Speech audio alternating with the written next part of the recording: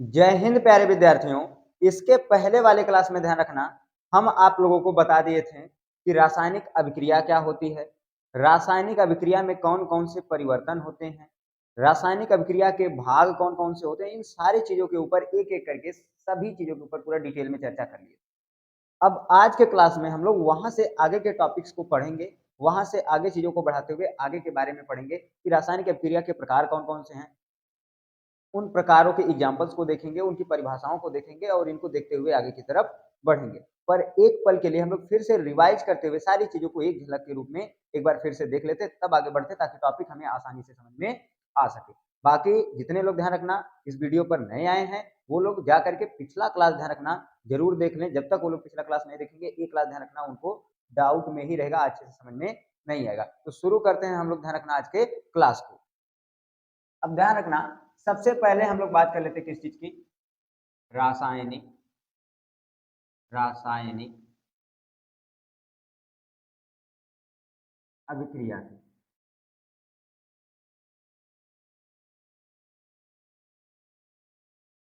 अब देखो ध्यान से कि रासायनिक अभिक्रिया क्या होती है, पहले इसको समझ लेते हैं।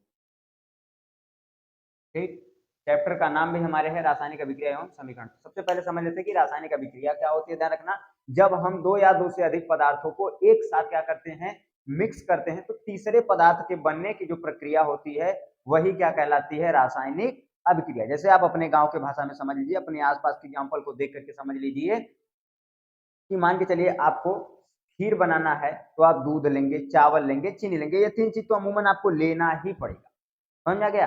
अगर आपको खीर बनाना है तो नॉर्मल है कि आपको ये तीन चीज लेना पड़ जाएगा। और इन तीनों चीजों को मिक्स करके जब आप गरमाएंगे तो क्या तुरंत ही खीर बन जाएगा? खीर बनने से पहले बुदबुद बुदबुद चुरेगा, उसके बाद धीरे धीरे जाके खीर बनेगा। तो बस इतने समझो कि वो जो खीर बनने की प्रक्रिया थी वही क्या कहलाएगी, रासायनिक अभिक्रिया।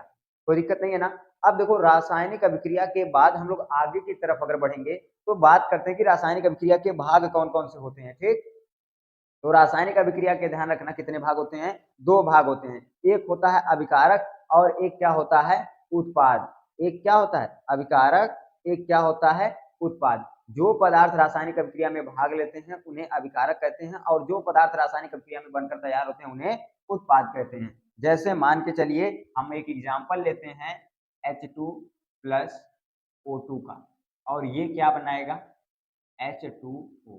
तो देखो ये जो दोनों पदार्थ हैं, ये दोनों पदार्थ रासायनिक अभिक्रिया में भाग लेते, इसलिए इन्हें हम लोग क्या कहेंगे, अभिकारक। इन्हें क्या कहेंगे, अभिकारक। और ये रासायनिक अभिक्रिया में बनकर तैयार हुआ जिसे कहेंगे उत्पाद। तो बस सिंपल सा फंडा इतना समझ लीजिए कि जो पदार्थ रासायनिक अभिक्रिया में भाग लेंगे उन्हें अभिकारक कहेंगे और वे पदार्थ जो रासायनिक अभिक्रिया में बनकर तैयार हुए उन्हें उत्पाद कहेंगे। अब बात करते हैं कि रासायनिक अभिक्रिया में होने वाले परिवर्तन कौन कौन से हैं। तो रासायनिक अभिक्रिया में ध्यान रखना जब भी परिवर्तन होंगे, टोटल ध्यान रखना कुछ परिवर्तन होते हैं, जैसे कि मान के चलिए अवस्था में परिवर्तन हो गया, ताप में परिवर्तन होगा, रंग में परिवर्तन होगा, गंध में परिवर्तन होगा, स्वाद में परिवर्तन होगा। ये चार पांच चीजों का परिवर्तन होता है। जब भी कोई भी रासायनिक अभिक्रिया हो, ये चार से पांच चीजें ऐसी होती हैं जिनका हर एक रासायनिक अभिक्रिया में परिवर्तन होता ही होता है और हर हाल में होता है। ठीक, तो ये परिवर्तन किसी भी रासायनिक अभिक्रिया में होते हैं। इनको हम लोग एग्जाम्पल लेकर के भी समझ लेते पिछले क्लास में, तो उसको आप जाकर के देख लीजिएगा, बड़ा इंटरेस्टिंग एग्जाम्पल है। ठीक, अब ध्यान रखना, अब हम यहाँ से आगे की तरफ इस चैप्टर को बढ़ाते हुए चलते हैं,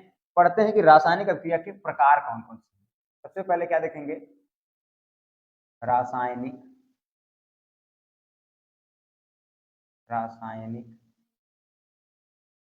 अभिक्रिया के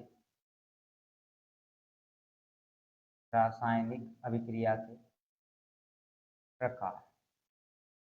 ठीक, एक एक करके हम लोग सभी प्रकारों को जानेंगे।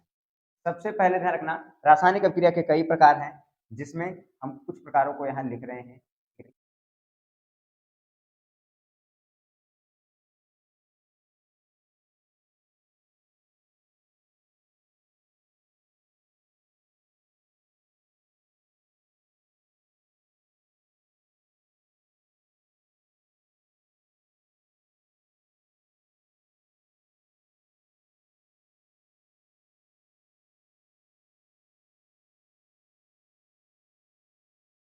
ठीक, तो ये ध्यान रखना कुछ अब क्रियाएं हैं जिनके विषय में एक एक करके हमको पढ़ना है।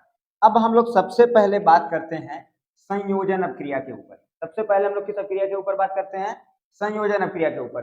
ध्यान से देखना, संयोजन अपक्रिया क्या होती है? जब, ध्यान रखना, दो या दो से अधिक पदार्थ मिलकर के एक पदार्थ का निर्माण करते हैं, एक प्रोडक्ट का निर्माण करते हैं, तो उसे हम लोग क्या कहते हैं? संयोजन अपक्रिया। जहां पर, ध्यान रखना, दो ठो पदार्थ मिलेगा या दो से ढेर का मिला दो अक्कई में और एक बन के तैयार, उसे क्या कहेंगे? संयोजन अपक्रिया। जैसे अगर आपको सब्जी बनाना है तो आलू लेंगे, लहसुन लेंगे, प्याज लेंगे, टमाटर लेंगे, तेल लेंगे, धनिया लेंगे, मरचा लेंगे, ये सब कई पदार्थ, नमक पानी वानी मिला करके, मसाला वसाला डाल करके आप बनाएंगे और इतना प्रोडक्ट डालेंगे और इतना प्रोडक्ट डालने के बाद बन के क्या तैयार होगा? एक ठो बन के तैयार होगा सब्जी।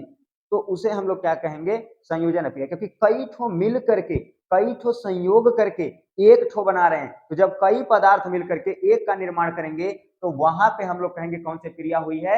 संयोजन अपक्रिया हुई है। जैसे मान के चलिए, हम एग्जाम्पल के तौर पर लेते हैं H2 प्लस O2, ये मिलके क्या बनाएगा? H2O। तो देखो दो पदार्थ है, दो ठो मिलकर के एक का निर्माण किया। अगर आप देखना चाहेंगे तो हम दूसरा एक एग्जाम्पल लेते हैं, जैसे H प्लस Cl। अब H और Cl को हम लिए हैं और ये क्या बनाया? HCl। तो यहाँ पर भी देखो दो पदार्थ है और मिलकर के एक प्रोडक्ट का निर्माण कर रहा है। तो दो पदार्थ जब मिल करके एक ही चीज का निर्माण करेंगे तो वहां पे हम कह सकते हैं कि कौन सी क्रिया हुई है?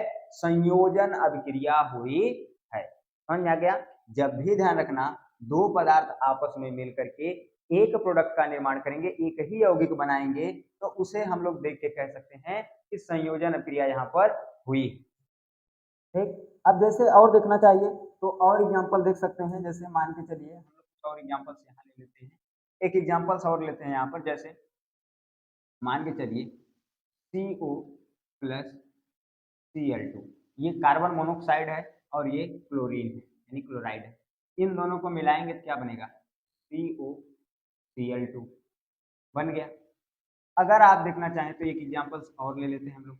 जैसे C प्लस O2 बराबर क्या बना लेगा?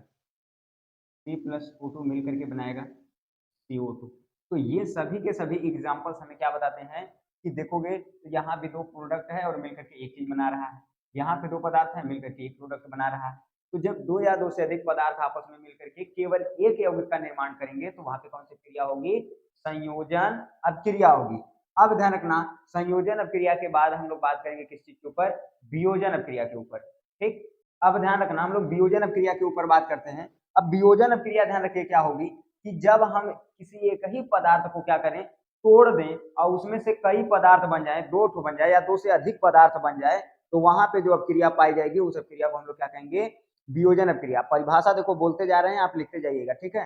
परिभाषा यहाँ पे लिखेंगे तो बहुत समय लग जाएगा, तो इसलिए एक एक करके आप परिभाषाओं को लिख लीजिएगा, इसलिए परिभाषा हम बार बार बोलते जा रहे हैं।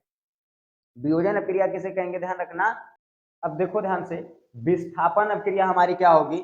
विस्थापन अपक्रिया का मतलब ये है कि जहां पर कोई एक क्रियाशील तत्व आकर के, जहां पर कोई एक क्रियाशील तत्व आकर के किसी यौगिक के उससे कम क्रियाशील तत्व को क्या करेगा? मार के भगा देगा, वहां से हटा देगा और वहां पे खुद जाके लग जाएगा, तो उसे हम लोग क्या कहेंगे? विस्थापन अपक्रिया। बट आपको ये नहीं समझ में आया होगा, हम जान रहे हैं एकदम ना आया होगा, आप अपने गांव की भाषा में समझिए, अपने आसपास के क्षेत्र में समझिए। दो लोग हैं, एक अमीर है, एक के पास पैसा ज्यादा है, अमीर ज्यादा है, दूसरा वाला बेचारा गरीब है, उसके पास पैसे की मात्रा कम है, बहुत कम पैसा, बेचारा गरीब है। अब देखो जो अमीर वाला है वो उस गरीब की जमीन को हड़प लेगा, वो उस गरीब की जमीन को हड़प लेगा, उसको उसकी जमीन से हटा देगा, लेकिन क्या गरीब उसको हटा पाएगा? नहीं हटा पाएगा। तो यहाँ पे समझिए कि जो अमीर है उस गरीब व्यक्ति को क्या करेगा? उसी के जमीन से हटा देगा, उसी के जमीन से विस्थापित कर देगा और उसी की जमीन पे आके क्या हो जाएगा? खुद बैठ जाएगा। तो वहां पे ध्यान रखना, क्या कर देगा? वो गरीब का विस्थापन कर देगा, गरीब को उसी की जमीन से निकाल के क्या करेगा? हटा देगा और खुद उसकी जमीन पे आके रहने लगेगा। तो बस यही चीज होता है अभिक्रिया में कि एक यौगिक ध्यान रखना होता है और एक तत्व होता है। तो जो यौगिक होता है उस यौगिक के साथ जो कम क्रियाशील तत्व लगा होता है, उस यौगिक के साथ जो कम क्रियाशील तत्व लगा होता है वो अधिक क्रियाशील तत्व आएगा, उसको हटा के भगा देगा। ठीक, नहीं तो इस एग्जाम्पल से नहीं समझ में आया तो आज के समय की लड़कियों को देख लीजिए, जैसे ही देखो वो किसी के साथ रिलेशन में है, कोई उनका पिछला बॉयफ्रेंड है उसके साथ वो हैं, लेकिन कोई जैसे उनको उससे अच्छा दिखेगा उसको साइड कर देगी, उसको क्या कर देंगे? साइड कर देंगे, ठीक है। और साइड करने के बाद क्या कर देंगे, नयके के साथ जाकर के रिलेशन बना लेंगे। तो देखिए एक का क्या हो गया, विस्थापन साइड में चला गया, एक तो कहाँ चला गया, साइड में चला गया, नौका आके लग गया, क्योंकि नौका उससे अधिक क्रियाशील था।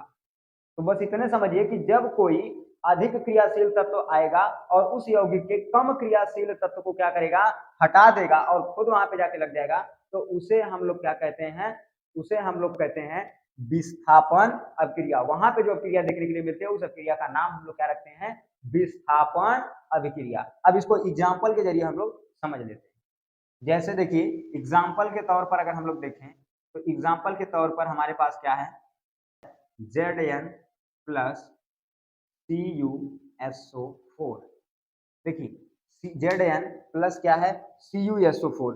अब इस Zn और CuSO4 में देखेंगे तो जो Zn है वो अधिक क्रियाशील है और Cu क्या है, कम क्रियाशील है। जो जिंक है वो ज्यादा क्रियाशील होता है, ज्यादा तेजी से क्रिया करता है, जो कि कॉपर है वो कम अभिक्रियाशील होता है, अधिक तेजी से क्रिया नहीं करता है। तो अब क्या होगा, यहाँ पर ये जो जिंक है वो भाई आएगा और ध्यान रखना ये जो है वो इसको देख करके लहरिया जाएगा और इसी के पास चलाएगा। तो सिंपल सा क्या बना देगा, ZnSO4 और प्लस इससे अलग क्या हो जाएगा, इससे अलग हो जाएगा आपका कॉपर।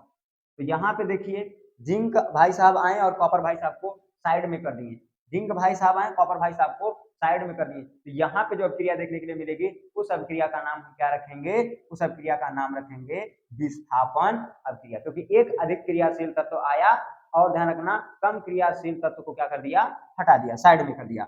और भी एग्जाम्पल अगर देखना है तो देखो और एग्जाम्पल हम लोग देख सकते हैं, जैसे जैसे जैसे देखिए जैसे जैसे एग्जाम्पल हम लोग देखते जाते हैं। जैसे एक एग्जाम्पल और हम लोग इसका देख लेते हैं, क्या एग्जाम्पल देख लेते हैं, एग्जाम्पल देख लेते हैं जैसे Pb, एग्जाम्पल क्या हमारे पास है, Pb प्लस CuCl2। इस एग्जाम्पल को देखते हैं। इस एग्जाम्पल में अगर आप ध्यान देंगे तो एक Pb है और एक Cu है। अब जो कॉपर हमारा है वो कम अभिक्रियाशील है, जो हमारा लेड है यानी Pb है वो अधिक अभिक्रियाशील है। तो Cl2 क्या करेगा, इसको लात मारेगा और किसके पास चलाएगा, कहेगा तू तो ससुरा गरीब है, तू हमारा होटल का खर्चा नहीं उठा पा रहा है, तुम्हारा मेकअप का खर्चा नहीं उठा पा रहा है, इसको छोड़ देगा और इसको कहाँ चलाएगा लेकर के, Pb के पास लेके चलाएगा और क्या बनाएगा, PbCl2 और प्लस क्या बना लेगा, Cu बना लेगा। समझ में आ गया। तो यहाँ पर ध्यान रखना एक अधिक क्रियाशील तत्व आ रहा है और कम क्रियाशील तत्व को क्या कर दे रहा है, यहाँ से विस्थापित कर दे रहा है। तो इसलिए यहाँ पर जो अभिक्रिया पाई जाएगी उसे हम लोग क्या कहेंगे, विस्थापन अभिक्रिया। ठीक, उसे हम लोग क्या कहेंगे, विस्थापन अभिक्रिया। अब ध्यान रखना विस्थापन अभिक्रिया के बाद हम लोगों को पढ़ना है द्विविस्थापन अभिक्रिया। यहाँ की चीजें जो है अब इसको हम लोग अगले क्लास में देखेंगे। ठीक है, तो आशा करते हैं कि आज के क्लास में जितनी भी चीजें समझाए होंगे आपको अच्छे से समझ में आई होंगी। मिलेंगे नेक्स्ट वीडियो में।